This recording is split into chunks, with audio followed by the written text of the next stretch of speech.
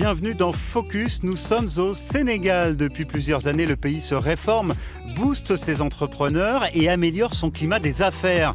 L'objectif, c'est l'émergence, une croissance pérenne et qui profite au plus grand nombre. Et vous allez voir, les résultats sont très prometteurs. Quasi déserte il y a encore 5 ans, cette zone est en train de devenir une vraie capitale aux portes de la capitale avec des logements, des infrastructures administratives, de santé, d'éducation, de loisirs et cette plateforme industrielle internationale particulièrement dynamique.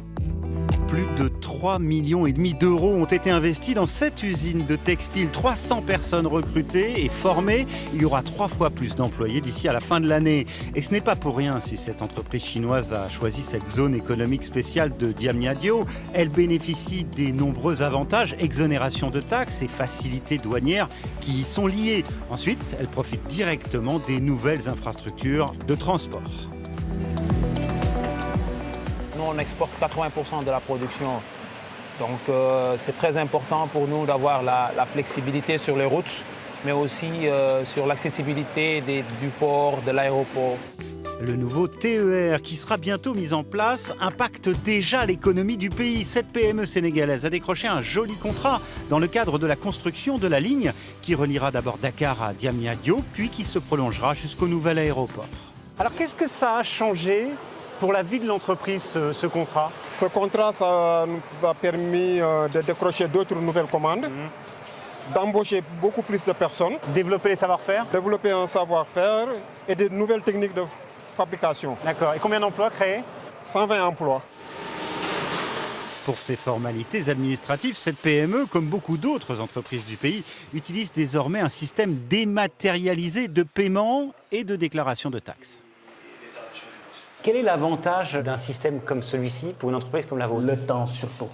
Parce qu'avant, je faisais une journée pour pouvoir faire mes déclarations, mais maintenant, en 5 minutes, je fais mes déclarations et mes paiements en même temps. Et c'est fiable? Effectivement, c'est fiable, pas risque d'erreur et moins de coûts pour l'entreprise. C'est l'un des outils clés pour l'amélioration du climat des affaires ici au Sénégal, le tout nouveau tribunal de commerce de Dakar. Il a été créé il y a 1 an à peine et déjà, ce sont plus de 4500 affaires qui y ont été réglées. Et pour cette avocate d'affaires, l'une des plus connues à Dakar, ce tribunal a un effet positif sur l'économie car il permet là aussi de gagner un temps précieux. Nous n'attendons plus 3 mois, 1 an, 2 ans pour terminer une affaire. Dans un délai maximum de 3 mois, nous avons une décision de justice exécutoire.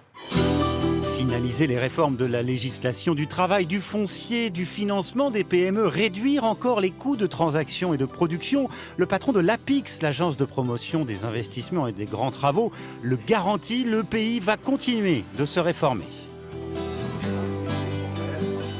Faites-nous confiance, venez investir au Sénégal, qui est un pays qui suit une trajectoire stable, qui a mené des réformes textes qui nous ont permis de gagner 46 places dans l'indicateur protection des investisseurs au niveau du classement Doing Business.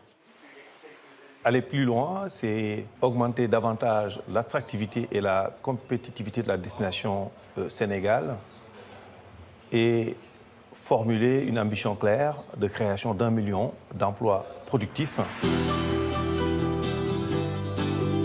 Autre signe qui ne trompe pas, le pays ne cesse d'attirer les investisseurs étrangers. Ici, c'est un géant indien qui a mis plus de 400 millions de dollars sur la table pour redynamiser les industries chimiques du Sénégal. Entreprise qui était en grande difficulté il y a quelques années.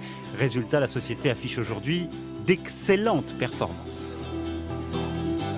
Aujourd'hui, toutes les conditions sont réunies pour investir au Sénégal. Étant entendu qu'il y a une chose tout à fait remarquable pour un investisseur étranger, notamment, c'est que l'État du Sénégal respecte parfaitement les engagements souscrits avec les investisseurs. Entre 2012 et 2018, la croissance du Sénégal est passée de 4,4 à 6,8% par an. Le pays vise l'émergence pour 2035 et semble bien en train de réussir son pari.